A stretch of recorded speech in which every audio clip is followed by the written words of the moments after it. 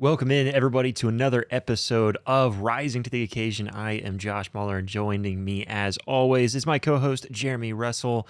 Guys, we are literally just really 2 days into 2026 as we are recording this right now, and Jeremy and I are looking through all of these sporting events because this is a sports podcast, a sports show where we talk, discuss, react, all that fun stuff, preview. We dive into a lot of sports, and we were looking at all of the sports that are coming up into 2026, and it is absolutely incredible. If you're a sports fan, 2026 is going to be one of the greatest years as a sports fan. And if you're a sports fan of a team that ends up winning, or a sports fan of maybe a specific player or a specific athlete, whatever the case may be, it may be even more special for you because of so many great things that are happening with just every sport imaginable to mankind. And it is going to be really fun. We're talking Winter Olympics, World Cup, which is coming to our backyard. You've got college football playoff games, which are happening right now. The Super Bowl is really only a few weeks away for them. Jeremy, it's really mapping out to be a really great 2026. And I don't know how we're going to watch everything. 100%, dude. I mean, I don't know if you and I both have to take out a loan just to buy more and more TVs just to try and catch everything, or what we have to do to make it happen. But still, regardless, Josh, like you're not kidding. Like looking at my calendar, like is like you mentioned, we were just going through everything. Like it's the second day in January. Like I might have to get another calendar just because there's so much stuff honestly going on just in the year of 2026, and it's crazy. But I mean, obviously it's one thing for certain that we're going to obviously cover everything that we can for you guys. So I mean, you just can't miss this year of 2026. I mean, there's going to be a lot of big things. Like there's obviously for the Super Bowl, for March Madness. I'm not trying to jump to the conclusion here, but I mean, you guys got to obviously stick around to see. That's just a couple things here. I brought up to the table, but I mean, Josh, there's so many things that are literally it seems like it's going to start next week is what it feels like, but I mean 2026 is definitely going to be the big time year, and I know I'm really looking forward to it, and I know I'm trying to just plan some stuff around it just so I can be able to cover and just see everything so we can obviously bring that coverage to you guys, so you guys have to stick around and just see exactly what we all got on topic for the slate for 2026 breakdown. Yeah, no doubt. And today we're going to be breaking down the 2026 sports calendar month by month, sport by sport. We're going to go as much as we can in chronological order, kind of breaking all of these down, keeping it focused about the major sports that matter most. Specifically, we're in America, so we're going to talk about more about the sports that are in America. There were a lot more that we thought about breaking down, but there is so much like big sports news to talk about in 2026 that it is going to be incredible. It is going to be extremely fun. This is going to be part one of a part two series, or of a two-part series, I should say. And so make sure to tune into part two where we dive into even more into 2026. Happy New Year to everybody. We hadn't said that yet. Happy New Year. Help us out and help us keep on growing here at Rising to the Occasion by hitting that like button, hitting that subscribe button. Check out everything we do at rising2.com. That's risingto.com, rising2.com. Check out everything that we do over there. But Jeremy, let's jump into it. And first, the games that are happening right now, the ones that we've been talking a lot about, is the college football playoffs. 100%, dude. I mean, the current college football playoff, like we're breaking it down to the semifinals, which is going to be going on the 8th and 9th of this month of January. I mean, starting off with the first ones first. I mean, this upcoming Thursday, the 8th, you got Ole Miss after a unbelievable battle against Georgia. I mean, like we were talking earlier, I don't know who to feel more for, the stage crew having to take the stage on and off the field a couple times, or all the hullabaloo that Ole Miss had to endure for the last 5 seconds of the entire game. Realistically, I mean, the Fiesta Bowl, obviously with Ole Miss playing Miami, that's going to be a really really fun game down in Glendale. Make sure to check it out. It's at 7:30 p.m. on ESPN. I mean, that's going to be a really really good kickoff game, Josh. I mean, we saw obviously how Ole Miss handled adversity against Georgia. I mean, now what can they do absolutely against Miami before we get into the breaking and folding down? Obviously, got to make sure to mention the game next night on the 9th of January. You got the Hoopers against the Ducks for the Peach Bowl down in Atlanta, same time, 7:30 p.m. also on ESPN, Josh. But I mean, we're getting down here to the final. Who's going to make it to the national championship? But I mean, Indiana, Oregon, Ole Miss, Miami playing for the respective bowl games here. This is definitely going to be a really, really fun one to say the least. Yeah, no doubt. And this being the second year of the expanded playoffs, a lot of discussion about all of that. But I mean, regardless, I don't think anybody's not having fun, unless you're a Notre Dame No. fan, but we don't really care. Yeah. I just feel like this has just been such a fun playoff to watch, with the upsets. And, something else to note that we haven't really gotten to talk about is the fact that, Jeremy, out of the last 2 years, there were 8 teams that had that top 4 seeding with a bye week to start, and only one of those teams came out alive, and that is the Hoosiers. Hoosiers. Yeah, I mean it's incredible to look at it and see all that. But the quarterfinals just wrapped up. Of course, we're getting into the semifinals, like you said, and when you look at those semifinal games with Ole Miss versus Miami, and then you've got Indiana versus Oregon, which one intrigues you the most? To be completely honest with you, the one that intrigues me the most is seeing the rematch of what we're going to have to endure versus Indiana versus Oregon. We all know how the outcome went for the very first encounterment, but I mean, we've talked about this before in the past. I mean, this isn't what you see in the regular season. This is a whole different caliber. We're going to see each team play to a whole new level just because I've said this numerous times. You ain't got next week. You ain't got time to rest up. No, it's either make it or break it. But I mean, Josh, I don't know if you're kind of in the same vibe as me for Indiana, Oregon, or if you're more leaning towards the Fiesta Bowl, Ole Miss, and Miami. But what do you think about everything? I obviously, because we've turned into an Indiana podcast, it feels like I'm very excited for the Indiana Oregon matchup, and I'll be cheering for Indiana. But again, it's another one of those that, I mean, either team that wins, you're going to be happy for them. I think the more Yeah, intriguing matchup to me, though, is that Ole Miss Miami, because it's 2 teams that shouldn't have made it here. It's 2 teams that neither one of them deserve, not deserve, neither one of them belong in the national championship game. Yet one of them is going to be there. yeah. It's just so incredible. You've got Ole Miss, who has no business being there because their head coach left them. All that drama, so they don't have any business being there. And then of course Miami barely squeezing in, and literally in the midnight hour when nobody saw it coming, the committee made the right decision to put them in over Notre Dame. They get in there, they upset their way through even Ohio State. And so it's just really incredible for them. And then, of course, the intriguing part about Miami is if they were to make it to the national championship, basically being a home game for them, because the national championship on Monday, of course, Monday, hate that, January 19th is going to be down in Miami, basically, I mean, right there at their home stadium. So it's going to be really cool. For college football fans, man, it is going to be a very exciting one coming up to the national championship there on January 19th. The playoffs so far have been completely, I mean, they've been extremely exciting. They've been really fun. And like I said, you get to see the Cinderella story of Indiana, regardless of them being number one. It was still kind of a Cinderella story for them. And then, of course, on the other side, more Cinderella stories of 2 teams that, again, don't belong. And Yeah. so it's so cool to see all of this fall out the way that it has so far, Jeremy. It's been really fun.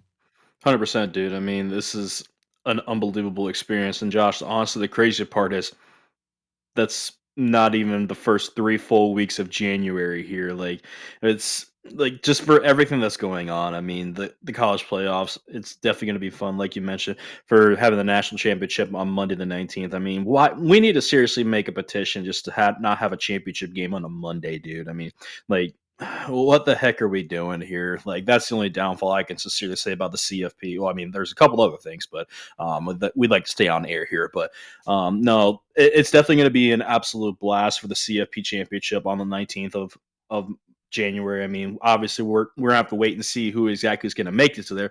But obviously, if you're not 100% sure where exactly going to be at, obviously down at Hard Rock Stadium, down in the Miami Gardens, Florida area, 7:30 p.m. Eastern time on ESPN. I mean, really, it's where the championship gets crowned in less than 3 weeks, which is absolutely crazy to think here, Josh. But I mean, the only other unfortunate thing is in that 3 weeks, we all know college football will unfortunately be coming to a close, and we can crown a 2026 national champion here. So, Josh, I'm really, really looking forward to it, and I'm excited.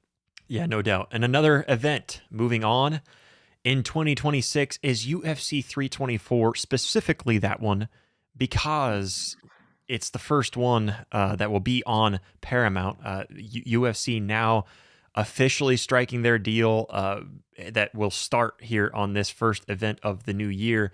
And it's going to be a really fun one. But first, just talking about the historic move over to Paramount, where this first UFC event 324 will be under that new Paramount Plus streaming deal. Jeremy, tell us a little bit more about the deal that the UFC was able to strike up. Yeah, this is a crazy deal. I mean, this is just a little bit of chunk of change. I mean, it's a 7-year deal with an ETA of $7.7 billion deal. I mean, I didn't say million, I said billion with a B. I mean, the UFC and Paramount Plus struck an exclusive 7-year deal beginning of the 2026. I mean, the average annual value obviously being at $1.1 billion. I mean, I wish I can just have a 10% of that. But I mean, all 13 numbered events will be streaming on Paramount Plus at no additional cost, which is a great thing. Just because you know as much as I do, Josh, when you start getting into these things and they start having little snippets to where you have to add this, add that, blah blah blah blah, which is great. But all, of course, on all 30 fight nights, excuse me, would be included in standard subscriptions. Then the select numbered events will also be in a simulcast on CBS. I know it's kind of a little bit tricky here. I know, but $7.7 billion, Josh. I mean, that's, I mean, for everyone in the UFC, that might be considered pocket change, but I mean, that's absolutely crazy to think. $7.7 billion deal. But I mean, UFC coming to Paramount Plus, that's definitely something I wouldn't say I was expecting it. I don't know about you, Josh, but I mean, just what do you think about this entire situation? I mean, I love it because it forced me to get Paramount Plus, and I fell in love with Tulsa King and Landman. Of course, caught up on more. I kind of did some rewatching of Yellowstone, and I've kind of watched some of the spin-offs of Yellowstone. So not only that, but I mean, it kind of gave me some new TV shows to watch and all that kind of stuff. But it's so exciting because it's not just them striking up a new deal where the UFC makes more money, and you and I love watching the UFC. So them making more money is awesome because it means they stick around.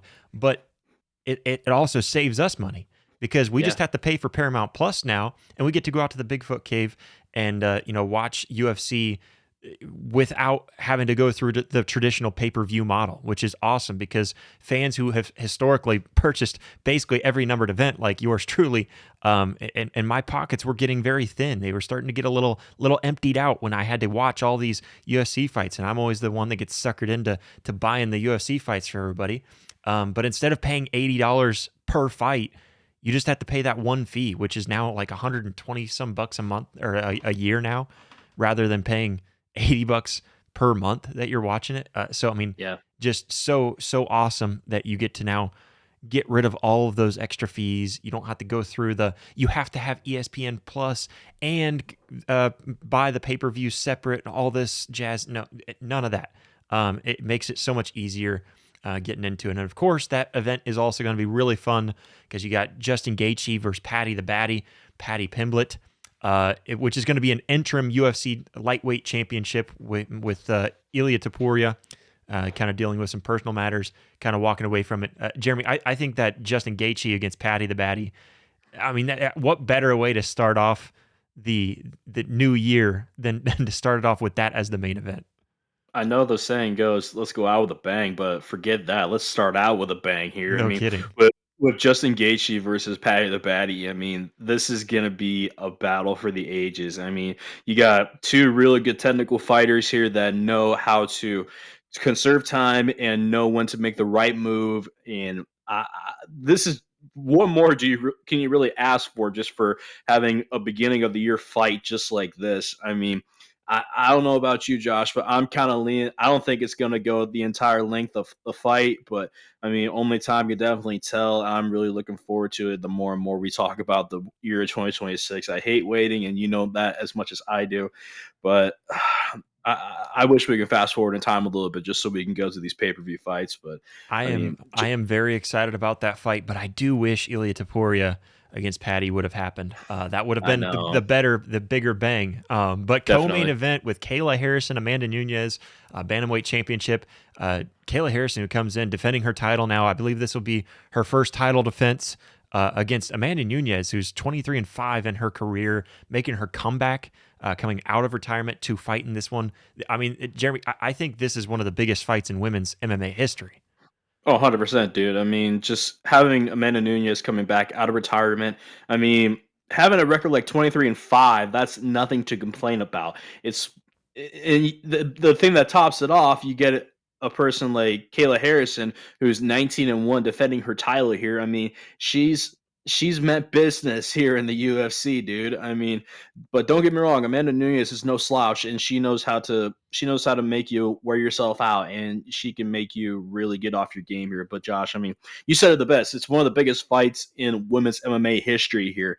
Like, I'm just gonna keep repeating myself. What more can we really ask for just in the beginning months of the year of 2026, dude? I'm Well, I'm looking forward to it. I'll tell you what else you can ask for because this card also gives you a loaded card with all kinds of other fun fights. You got Umar Nurmagomedov. Knew I was going to butcher the last name. You've got that fight against Dievsen. I'm not even going to be able to get through all these names anymore. Welcome to as, my as, as world. much as much as I practice them beforehand too, I know the names. I know how to say them. But then you got Rose Namajunas against Natalia Silva, Derek Lewis against Waldo Cortez Acosta. But then on top of that, right before the co-main event and the main event, Sugar Sean O'Malley making his return, trying to bounce back after his two losses against Marab, who just had his number.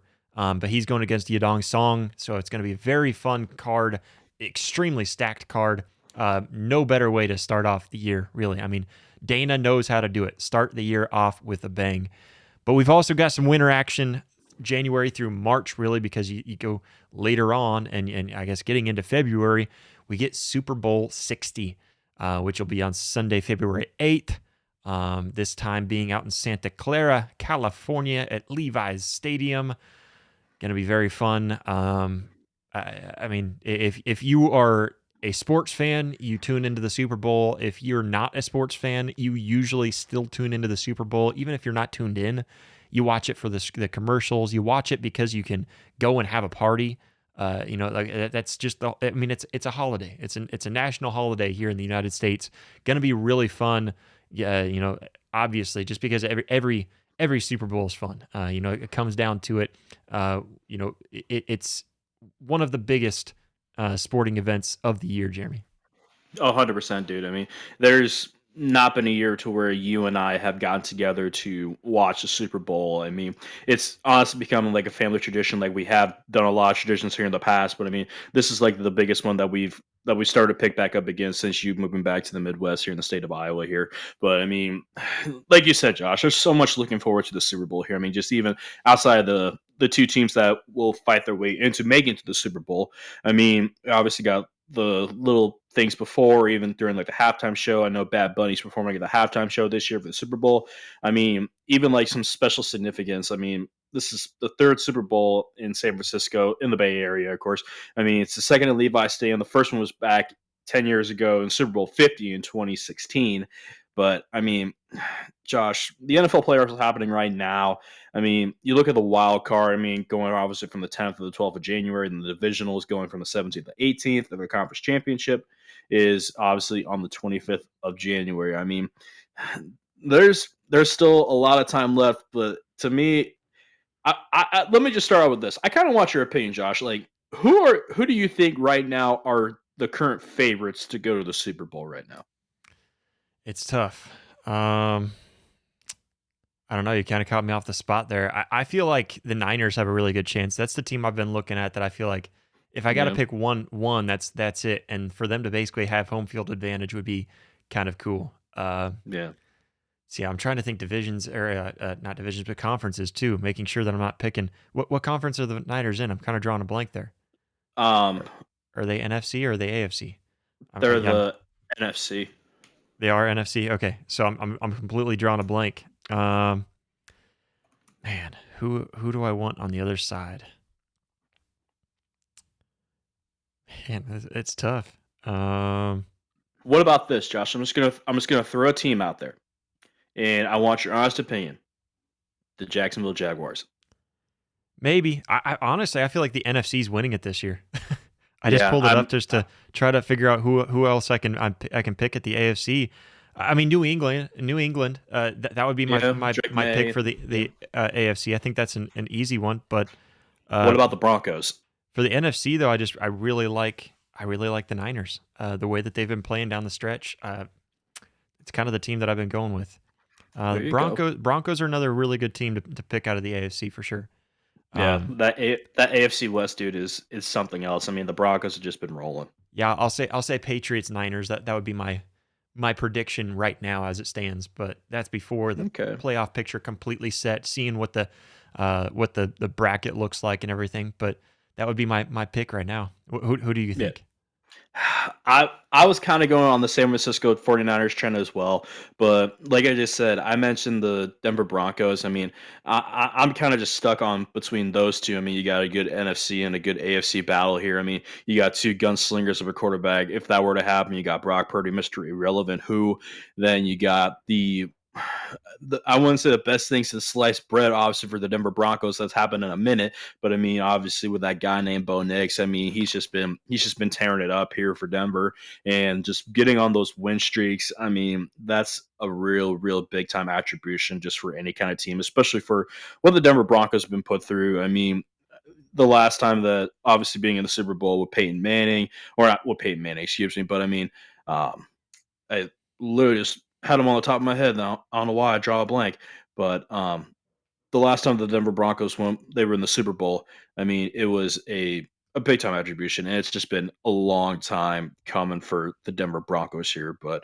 I mean, Josh, outside of that, I mean, other things going for the Super Bowl. I mean, for the national anthem singers, you got Charlie Puth for the national anthem. You got Brandy Carlisle for America the Beautiful. You got Coco Jones for lifting every voice and sing. I mean, the pregame events just for this year. I mean, for the Pro Bowl games, even to mention that before, and it's the 3rd of February. I had to stop and thank for at the Moscone Center, and even just the Super Bowl experiences at the Moscone Center. I You mean, you brought you brought up the national anthem singer. I forgot about Charlie Puth being the national anthem singer.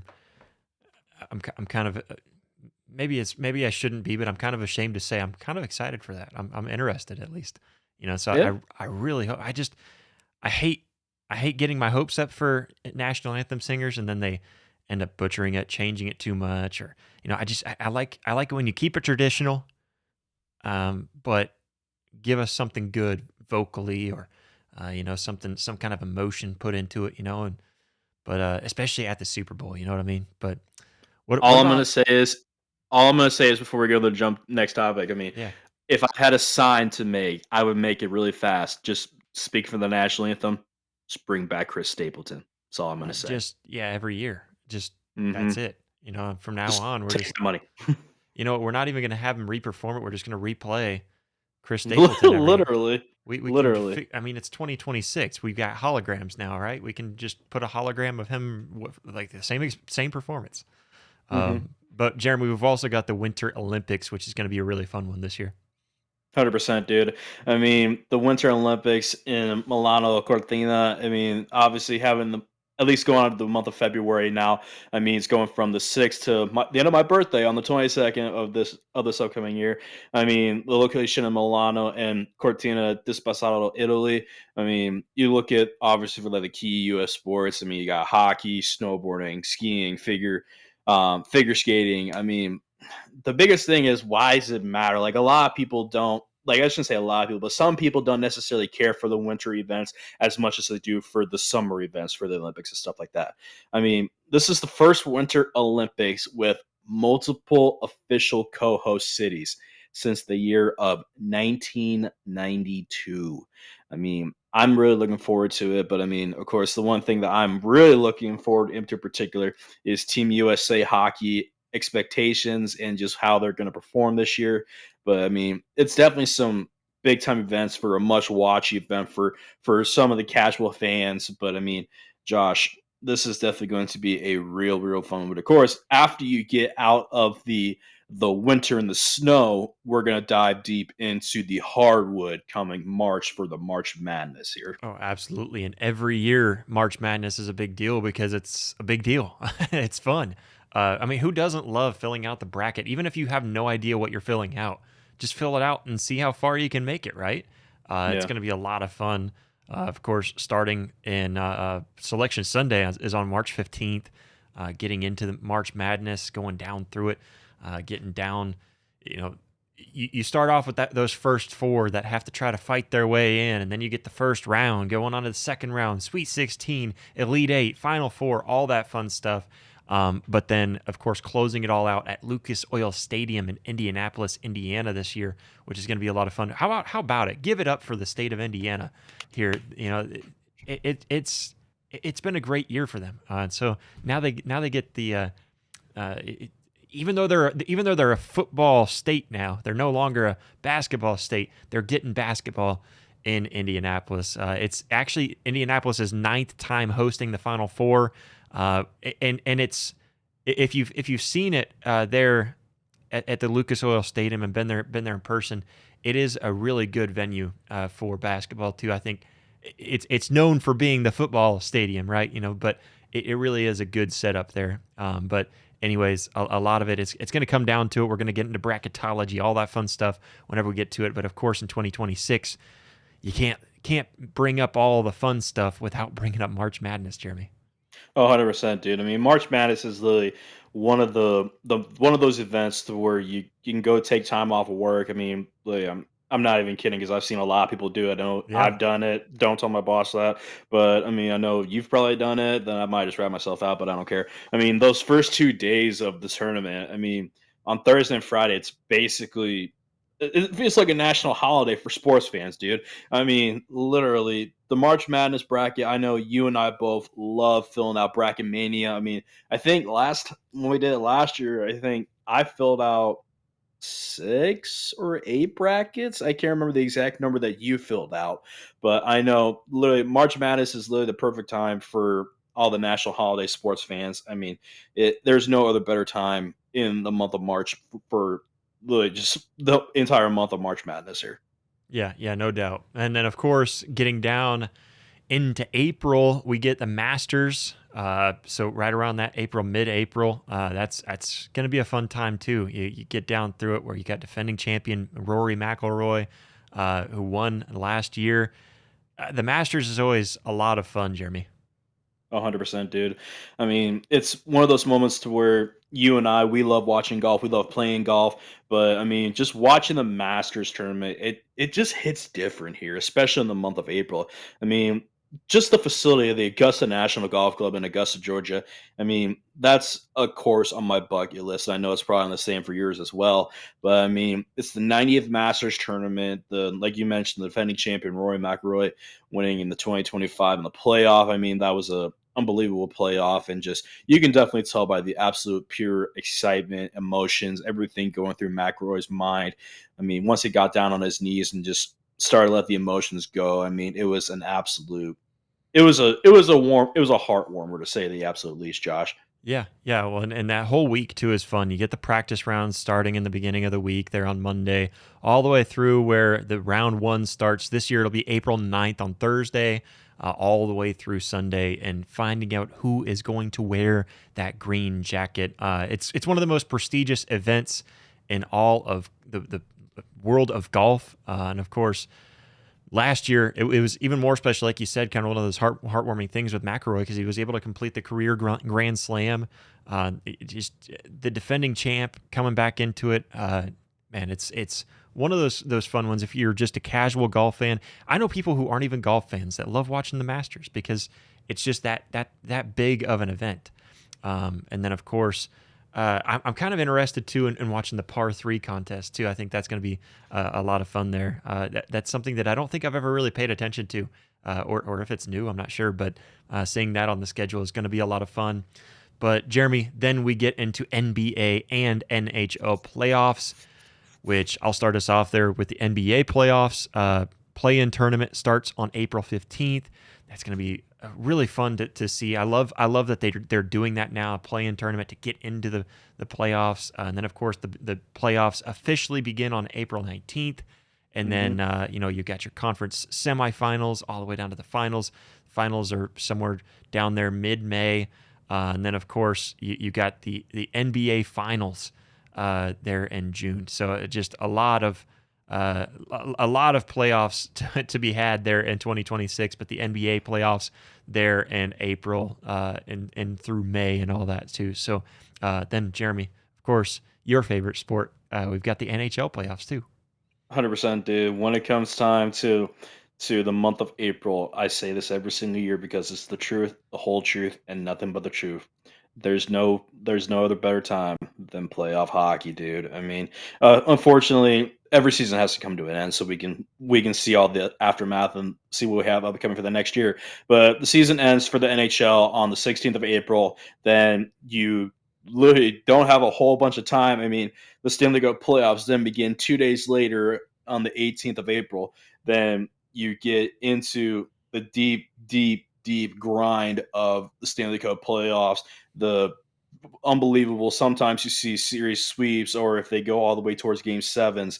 I mean, Josh, you and I have both seen some unbelievable games in the NHL world, for especially in the Stanley Cup playoffs. But then once you get past all the craziness of the playoffs, just to be able to who makes it to the NHL Stanley Cup Finals, that occurs obviously from the 5th to the 21st in June. Then that's this is tentative, of course, but I mean it could shift obviously earlier if conference finals end a little bit quickly here. But Josh, I mean, there's no other time like playoff hockey here. I know it's unfortunate to see the season start to come to a close, but we still have a good chunk of time here. And then hopefully I could try and make it up to at least one more NHL game here back up in the St. Paul area. But I mean, just even being able to go to an NHL game. If you haven't, ladies and gentlemen, if you haven't had the opportunity to go to an NHL game, I'm gonna say this once and I'm gonna say it, do it. Just be like Nike and do it. It's an unbelievable experience. I've gone to St. Paul up to see the Minnesota Wild play the last 2 years, and the electricity factor is through the roof. The fan experience and just the entire scenery and just everything that they do for an NHL game, it's absolutely crazy and fun. I mean, every fan on their feet just watching the game. But I mean, Josh, like I said, there's no other better time than NHL playoff hockey. But I mean, like bringing back to the NBA, so I can get off my soapbox here. I mean, the NBA Finals running from June 5th or the 22nd. I mean, these dates overlap a little bit with the World Cup, of course. But I mean, then you get back in the Stanley Cup Finals, like I said, tentatively the 5th through the 21st, also in the month of June. But I mean, there's some overlapping, little bit of that kind of a situation, but still, no matter what, you can always find the time to watch the playoffs, whether you're an NBA fan, NHL fan, or you like watching both and you just want to see exactly what all the hype is about. If you've never seen the hype, I recommend just sitting down, get a nice cold beverage, and just grab a snack and just start watching some playoffs, just because there's no other time than playoffs here. Yeah, no doubt. And it's one of those times a year too that's so bittersweet because you love playoff time, but like you said a little bit ago, it's like, man, that means that the season's over. The season's coming to a close. And then you got the off season. But nonetheless, there is a ton to get into, and this is all just early in the first half of 2026 that we've got all these sports happening, and there's so much more that we could have dove into. But we are going to pick this up part two later on, so make sure to stay tuned for part two.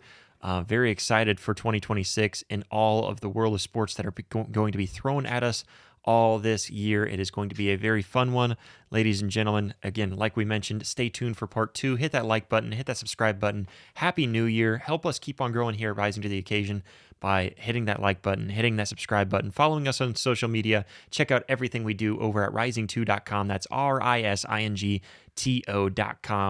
I am Josh Mahler, joined by Jeremy Russell. This is Rising to the Occasion, and we will catch you on the next one. Happy New Year.